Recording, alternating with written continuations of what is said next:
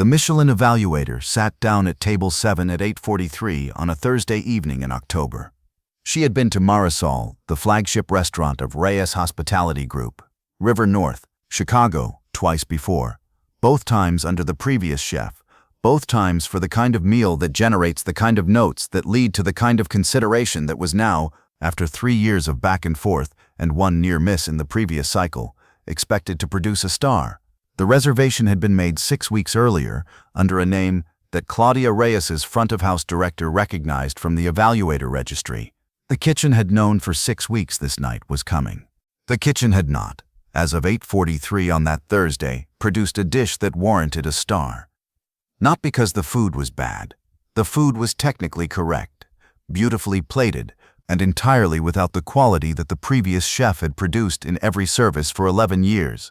The quality that the restaurant's most loyal guests had described in various terms, as the food tasting like something they remembered without knowing what it was. The new chef, 2 months in, had not been able to replicate it. The flavor consultants Claudia had hired in September had said the food was excellent and had not been able to explain what was missing. What was missing was a molecule, specifically a combination of 3 flavor compounds, isoamyl acetate, methylanthranilate, and a modified form of 2-acetyl-1-pyrroline that, when introduced at a specific ratio during the Maillard reaction phase of the restaurant's signature protein preparation, produced a retronasal olfactory response that the brain processed as familiarity, not any specific memory. The felt sense of remembering, the flavor equivalent of a word on the tip of your tongue. The man who had discovered this combination was named Marcus Vila. He was 43 years old, a single father, and at the time the evaluator sat down at table 7, he was 3 blocks away, in a studio apartment on Huron Street, helping his daughter with a chemistry problem set. He had been the restaurant's dishwasher for 9 months. He had been fired 6 weeks ago.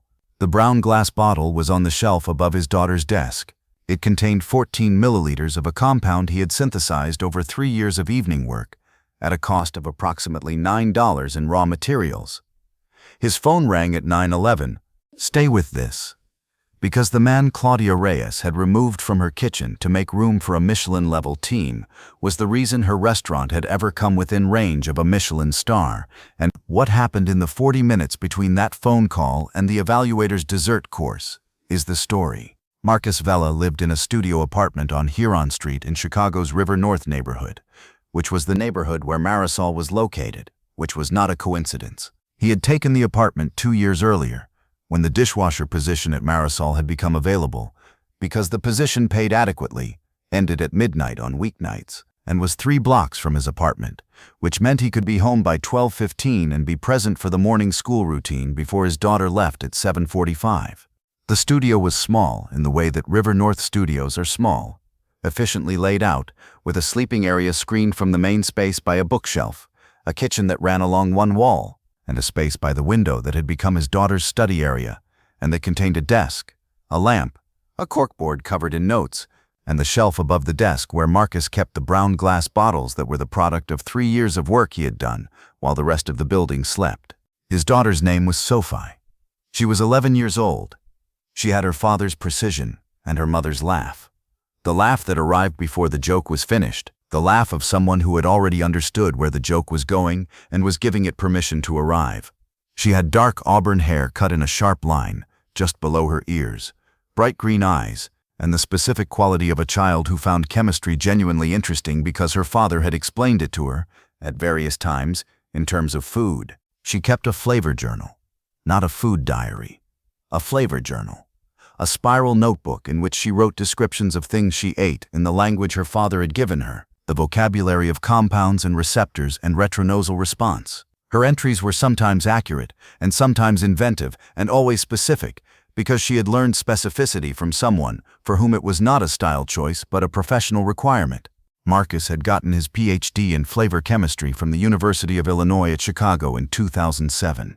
He had spent 11 years at Reyes Hospitality Group as head of flavor science research, a role that Claudia's father, Eduardo Reyes, had created specifically for him after a conference presentation in 2009 in which Marcus had described a methodology for identifying the perceptual components of flavor nostalgia the specific chemical signatures of foods that triggered involuntary autobiographical memory.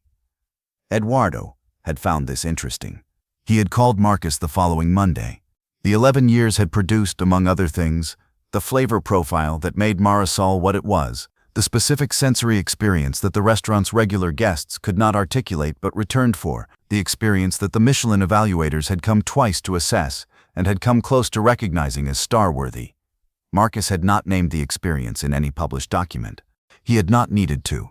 He understood it chemically. It was his work. It had also produced, in the final 3 years, a secondary line of research that he had been conducting on his own time, on his own equipment, in the studio on Huron Street. Not in violation of any agreement, the Reyes employment contract assigned IP rights to work produced within the scope of employment during working hours. Marcus's secondary research was outside scope and outside hours and outside any equipment owned by the company. It had produced the combination he had first synthesized successfully on a Tuesday evening in March of the previous year at 11:47 p.m. at a cost of $9 in compounds he had ordered from a laboratory supply catalog. He had not told anyone about it. Not because he was hiding it, because he had not decided yet what to do with it. Claudia Reyes had become CEO in 2021 when Eduardo had stepped back from day-to-day operations. The restructuring she had initiated in her second year had included a complete overhaul of the culinary team at Marisol, out with the previous generation, in with a new executive chef, and a new approach that she had described, in her announcement to the team, as positioning the restaurant for the next decade of fine dining. The flavor science research function had been absorbed into the new chef's domain. Marcus's role had been eliminated. He had been offered a transition. He had taken it. The transition had ended in January. He had taken the dishwasher position in February, not out of bitterness, out of proximity. He had been 3 years into the secondary research. Marisol's kitchen was, in a specific technical sense, a laboratory. The ingredients, the equipment, the controlled temperature environment, the opportunity to observe the preparation of the dishes that his primary research had informed, all of this had value. He had wanted to stay close. The termination in September had come through the kitchen manager, which was how terminations of dishwasher staff were handled, because that was the level at which dishwasher staff existed in the organizational structure of a Michelin aspirant restaurant in River North, Chicago. Marcus had cleaned out his locker. He had walked 3 blocks home. He had told Sofi he had gotten a different job, which was true in the sense that he was about to start looking for one. He had not told her about the phone call at 9/11. He had not known it was coming. The new executive chef's name was Thierry Marchand.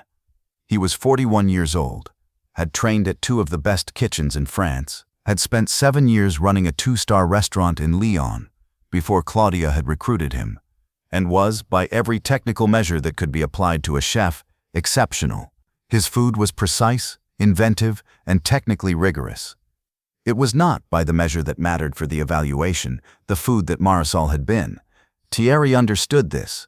He could taste the difference between what he was producing and what the restaurant's established reputation promised. He had asked the sommelier to describe what the previous experience had been like. The sommelier had said, "Like the food knew something about you." He had asked Claudia, in September, whether there was documentation of the flavor profile that had defined the restaurant under the previous approach. Claudia had checked with the operations team. They had found recipe documentation, technique notes, sourcing guides. They had not found anything that explained the quality the sommelier had described. Claudia had hired the flavor consultants in September. They had spent 3 weeks reviewing everything that was documentable. They had produced a 40-page report that was thorough and useful and that did not explain what was missing. On the 3rd Wednesday of October, 4 days before the evaluator's reservation, Thierry had gone to Claudia's office and told her that he did not believe the food would be ready for the evaluation at the level the evaluation required. He had said, "The restaurant is producing excellent food, but not the food that generated the evaluator notes we have been working from, and I do not know how to produce that food." Claudia had thanked him for his honesty. She had said the evaluation would proceed as scheduled. She had then called her father.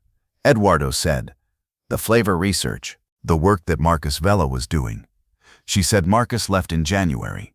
"He took the dishwasher position in February," Eduardo said. You terminated him in September. Marcus Vella spent 11 years developing the flavor profile of that restaurant.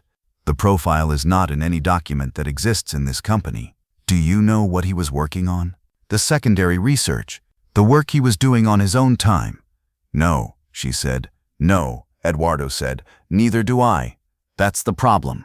She called Marcus at 9:11, while the evaluator was between the first and second course, because that was when the front-of-house director had brought her the evaluation sheet progress, and she had understood, reading the notes on the appetizer course, that the food was not producing the response the evaluator had come to assess. Marcus was at his kitchen table, helping Sofi with a problem set on reaction kinetics. His phone was face down beside his coffee. He picked it up. He saw the name. He set it back down. He picked it up again. He answered. Marcus, she said. Miss Reyes, he said. A silence. I know what I'm asking, she said. The evaluator is between courses. The food is not. She stopped. The food is not what it was. I know, he said. You know. I've been reading the reviews from August and September, he said. The guest language. The pattern is in the language. I need to know if you can help, she said. He looked at Sofi, who was watching him with the attentive stillness she used when she understood that a phone call was more than a phone call. He turned slightly toward the window. The combination I was working on, he said. The secondary research. That's what's missing. The flavor consultants didn't have access to the secondary research, he said. It was outside scope, outside hours. The IP is mine. If you come in, she said, tonight, can you produce it in 40 minutes? He thought about this. 40 minutes was enough. If the kitchen was ready, if Thierry was willing. I need to bring the compound, he said. I have it here. What compound? Claudia said. The flavor combination, he said. I synthesized it. It's a modification of 3 existing flavor molecules at a specific ratio. I've been testing it for 3 years. Tonight would be the first production use. Another silence. Longer. Marcus, she said. If this doesn't work, if it doesn't work, he said, you've lost 40 minutes of service, and the evaluator has an adequate meal. If it works, you have the response you've been trying to produce since August. A pause. Come in, she said. He looked at Sofi. I have to go out for a bit, he said. She looked at the phone in his hand. She looked at the shelf above her desk where the brown glass bottles were. She looked at her father. The restaurant called, she said. It was not a question. Yes, he said. Are you going to help them? He considered how to answer this. He had been considering it, in some form, since February. Yes, he said. She looked at the bottles on the shelf. Take the right one, she said. He took the right one. He was at the Marisol kitchen entrance at 9:26. Not the front entrance, the service entrance on the alley side, which he had used every night for 9 months, which he knew in the specific way of someone who has entered through it 300 times. Thierry Marchand was waiting for him. Claudia had called ahead. Thierry was, Marcus had expected, a professional. He said, "What do you have and what does it do?" Marcus held up the brown glass bottle. A 3-compound flavor combination. He said, isoamyl acetate, methylanthranilate, and a modified 2-isotyl-1-parylene derivative, combined at a ratio of 4:10.3, added to the protein preparation at the point in the Maillard sequence where the surface temperature crosses 160 degrees Celsius, approximately 11 microliters per portion. Thierry looked at the bottle. 11 microliters, he said. 11, Marcus said. More disrupts the base flavor. Less produces no perceptible effect. You've tested this. For 3 years, Marcus said. Not in production, in controlled environment. Tonight is the production test. Thierry was quiet for a moment. Come in, he said. The kitchen at Marisol was, at 9:26 in the middle of a full service, an organized system operating at high load. The line was moving. Marcus watched Thierry orient the protein station cook to the incoming modification, not in the style of someone taking over a kitchen, in the style of someone who had spent 11 years providing information to the people who cooked the food and who knew the difference between those two things. He positioned himself at the station's right edge. He opened the brown glass bottle. He set out the micropipette he had brought in his jacket pocket At 9:29, the surface temperature of the protein preparation crossed 160 degrees Celsius. Marcus, watching the station thermometer, said quietly, "Now." The protein station cook did not look up. His hand went to the pipette. 11 microliters, delivered in the 3-second window that the Maillard sequence permitted. The preparation continued. At 9:34, the plate was assembled and sent to the pass. At 9:36, the front-of-house director brought the evaluation observation to the pass. He set a slip of paper on the pass counter. It said, in his handwriting, "Evaluator paused. Set utensils down." Looking at the plate, Marcus picked up the slip. He read it. He set it back down. He had known what that pause meant since the first time he had documented it, in a controlled trial in his studio kitchen, watching his own response to the combination on a Tuesday evening in March. The pause was the retronasal olfactory response reaching the limbic system. The pause was the moment the brain said, "I know this." Not the food, the feeling of something known. He folded the slip of paper. He put it in his jacket pocket. "It works," Thierry said. "Yes," Marcus said. Claudia came to the kitchen at 10:17, when the evaluator had progressed to dessert and the service had stabilized. She found Marcus at the prep station near the walk-in, washing his hands, with the brown glass bottle in the pocket of his jacket, which still had the Marisol service logo on the left breast from his time on the kitchen staff. Claudia stood at the center of the kitchen and looked at Marcus. "The evaluator paused," she said. "Yes," he said. "Marcus," she said, "I want to understand what happened tonight." He set the towel on the counter. "What happened tonight is that a flavor compound I have been developing for 3 years was introduced into a preparation that needed it. The compound produces a specific retronasal olfactory response. It triggers the perceptual sensation of familiarity without specifying the memory. The brain processes it as recognition. The guest experiences it as the food meaning something without knowing what. That's what the restaurant had," she said. "That's what I produced," he said. "Over 11 years. The compounds are common," he said. "The combination isn't. The ratio isn't. The delivery timing in the Maillard sequence isn't. That's 11 years of research." She looked at him for a long time. "Why did you come tonight?" she said. "I terminated you 6 weeks ago." He thought about this. He had several answers. He chose the accurate one. "Because the research deserves a production test," he said. "Because this is the only kitchen in Chicago that can provide the conditions for it. And because the evaluator was going to have an adequate meal at a restaurant that should have been exceptional, and I couldn't. I don't find that satisfactory." She said nothing for a moment. "You couldn't let the food be less than what you made it," she said. "No," he said. "I couldn't." "The flavor consultants," she said. "In September. They had the recipes," he said. "The techniques, the sourcing. They didn't have the compound because I hadn't shown it to anyone. It was developed outside my employment scope. It belongs to me. You were working in this kitchen," she said, "for 9 months. As a dishwasher," he said. "In my apartment," he said. "On my own time, with my own materials, for $9 in reagents." She looked at the bottle in his jacket pocket. $9, she said. "Why did you come tonight?" she said. "I terminated you 6 weeks ago." He thought about this. He chose the accurate answer. "Because the research deserves a production test," he said. "Because this is the only kitchen in Chicago that can provide the conditions for it. And because the evaluator was going to have an adequate meal at a restaurant that should have been exceptional, and I couldn't. I don't find that satisfactory." She said nothing for a moment.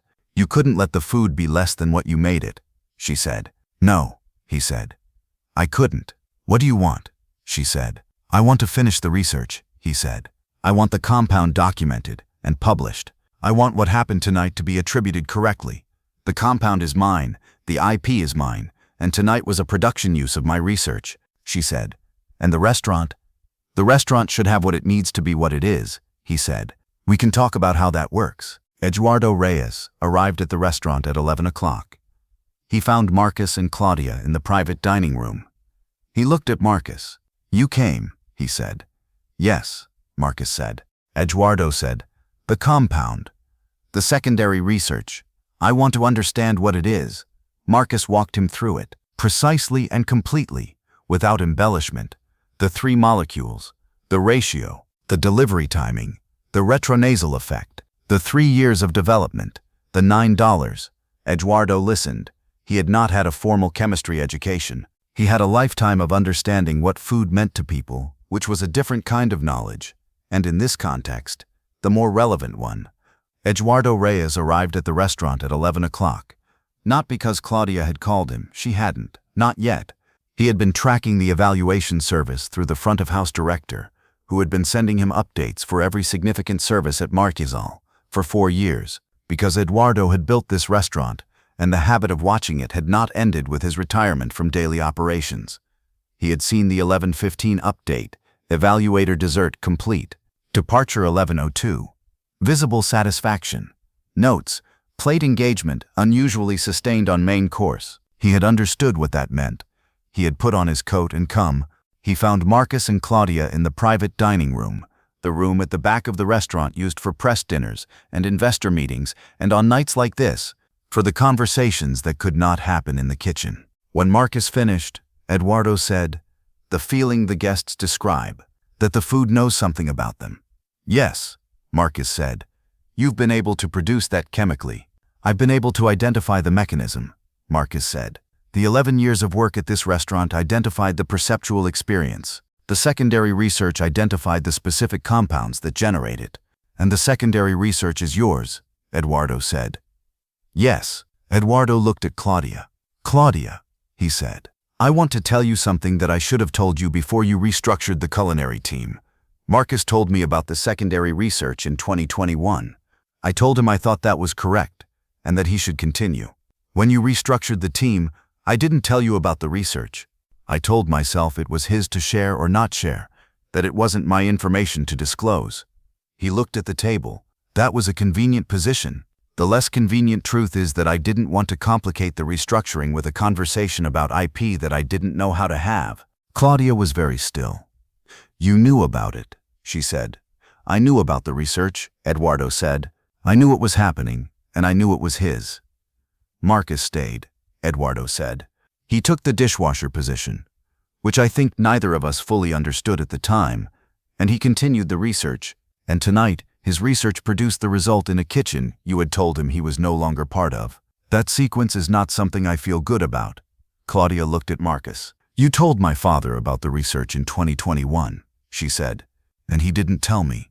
"I told Eduardo because he asked me what I was working on," Marcus said. "I wasn't trying to involve him.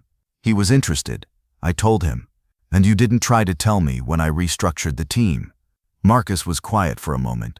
"I didn't know what would be useful to tell you," he said. "The research wasn't finished. The compound wasn't proven. And the restructuring was your decision. It wasn't my place to argue against it by offering you something I hadn't proven yet." Eduardo said, "It was my place. I should have said something." "What did we lose?" she said. "Between January and tonight?" It was a precise question. Marcus gave it a precise answer.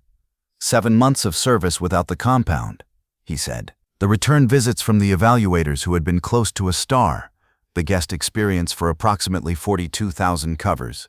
He paused, and the research period, 3 additional years I spent developing the compound here, in this neighborhood, 3 blocks from this kitchen, because I wanted to be close to the conditions. Eduardo looked at the table. 3 years, he said. 3 years, Marcus said. The conversation lasted until 1 in the morning. What needed to happen was, in Marcus's view, 3 things. The first was the compound documentation, the secondary research formally published in a scientific journal with attribution. The second was a formal research arrangement with Reyes Hospitality Group, a structured research arrangement with attribution, with defined IP terms, with compensation that reflected 11 years of foundational work and 3 years of secondary development. The third thing was harder to define and took longer to arrive at. What needed to happen was, in Marcus's view, 3 things. The first was the compound documentation. The secondary research needed to be formally documented and published in a scientific journal with attribution, with the methodology that had produced it. This served 2 purposes. It established the IP record clearly and permanently, and it put the chemistry into the scientific literature where it could be evaluated, validated, and built on. This was what Marcus had wanted since the Tuesday in March, when he had produced the combination in his studio kitchen and had understood what he had made. The second was a formal research arrangement with Reyes Hospitality Group. The compound needed a production home, a structured research arrangement, with attribution, with defined IP terms, with compensation that reflected 11 years of foundational work and 3 years of secondary development, was what Marcus was proposing. Claudia said, at 12:15, "The 11 years, the work you did here, the flavor profile, none of that is in any documentation that this company owns." "No," Marcus said. "Because you understood it chemically," she said, "and the documentation was in your understanding. I made it available for 11 years, he said. The food was what the guests experienced every night. When I left, I took the understanding with me, because the understanding is mine. I didn't take anything that belonged to the company. I left everything that belonged to the company, and what I knew, that was mine." "You came back tonight," Eduardo said. "Yes," Marcus said. "You didn't have to." "No," Marcus said. "I didn't." Eduardo sat back down. "Why?" he said.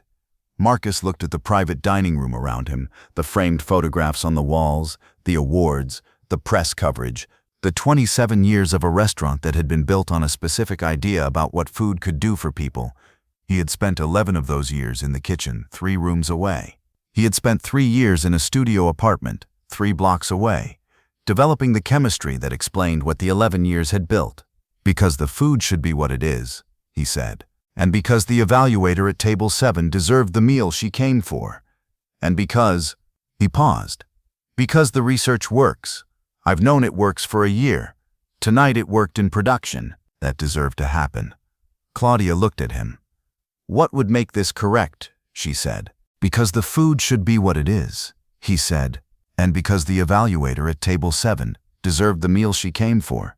And because the research works. I've known it works for a year. Tonight it worked in production. That deserved to happen." Claudia looked at him. "What would make this correct?" she said. He said, "The flavor science research function should be reinstated, with a named researcher, with a line in the budget, with attribution in the restaurant's public record. The food is what it is because of research. The research should be visible," Eduardo said. "That's what I built the function for. In 2009. "I know," Marcus said. "That's the third thing," Claudia said. The statement of a CEO who had understood both what she had dismantled and what it would take to rebuild it correctly. "If the star comes," she said, "the flavor research attribution, I want it in whatever documentation is produced. Your name, your research. The restaurant's recognition is built on that foundation. It should say so." He was quiet for a moment. "That's what I want," he said. "Yes," Eduardo said. "Then that's what it will say." The confrontation between Claudia and Eduardo happened 2 days later, in the kitchen where Eduardo had cooked for his family for 30 years. Eduardo made coffee. He sat at the kitchen table. He told her everything.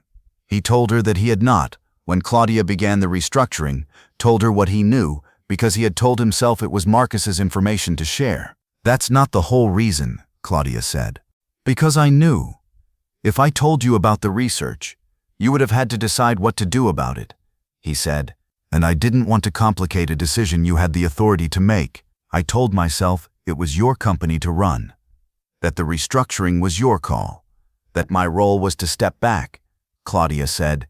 And Marcus stayed. He took the dishwasher position and continued the research. For 3 years, he was 3 blocks from the restaurant, working on something that would matter to the restaurant. And nobody from the restaurant talked to him about it. "Because you didn't tell me," Claudia said. "Because I didn't tell you," he said. She looked at her father. "You should have told me," she said. "Yes," he said. "I should have." There was a long silence. "I'm going to do all of it," she said. "Not because tonight worked. Because it was right before tonight worked, and it would have been right if tonight hadn't worked." Eduardo looked at her. "I know that," he said. "Marcus comes back?" he said. "Marcus comes back," she said, "as flavor science director, with attribution, with compensation, with a research budget, and with his name on whatever the restaurant produces that comes from his work, starting with whatever the evaluator decides." Eduardo looked out the Lakeshore Drive window at the November Lake, which was doing what the November Lake does, dark and wide and indifferent to everything that had happened in a restaurant 3 miles south of where they were sitting. "You're a better CEO than I was at 34, he said. "You should have told me," she said again. "Yes," he said. "I should have." The star was announced in November, 3 weeks after the evaluation. Marcus was at the school pickup line when Claudia called. She said, "The star, it's listed. Marisol, 1 star." The evaluation notes cite transcendent sensory coherence across the protein course sequence. He looked out the windshield at the school building 3 blocks ahead. "Transcendent sensory coherence," he said. "The attribution notice is going to the restaurant's press materials today. Your name, your research, the flavor science function announcement." "Thank you," he said again. "I have to go," he said. "I know," Claudia said. He pulled up to the front of the building. Sofi got in the car. She put her seatbelt on. She looked at her father. "You look like something happened," she said. "Something happened," he said. "Good or bad?" He thought about this. "Correct," he said. She considered this categorization. "The restaurant?" she said. "The restaurant," he said. She reached into her backpack. She pulled out her flavor journal. She opened it to a blank page. "Tell me," she said. He pulled out of the school pickup line. He told her. Not all of it, but the relevant part. The compound had worked in production. The restaurant had received its star. His name would be attached to the research. She was writing in the journal while he drove. He glanced over at what she was writing. She had written, in her careful script, the molecular names: isoamyl acetate, methyl anthranilate, 2-acetyl-1-pyrroline derivative. Beside each one, she had drawn a small structure. Not accurate, but approximate.